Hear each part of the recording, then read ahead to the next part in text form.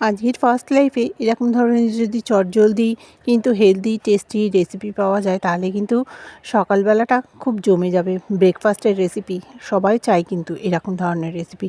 তো চলুন কীভাবে বানালাম দেখে নিন। ওটস তো সকলেই খান।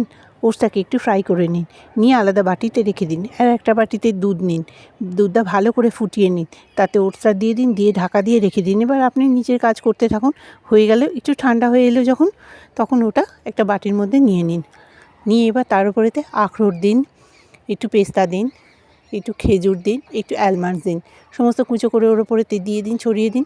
এগুলো কুচো করে আগের দিন রাত্রিরেও রেখে দিতে পারেন, তাহলে আরও তাড়াতাড়ি হবে।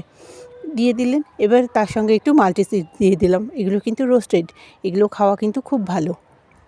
সব কিছু মিক্স করে দিলেন একসাথে।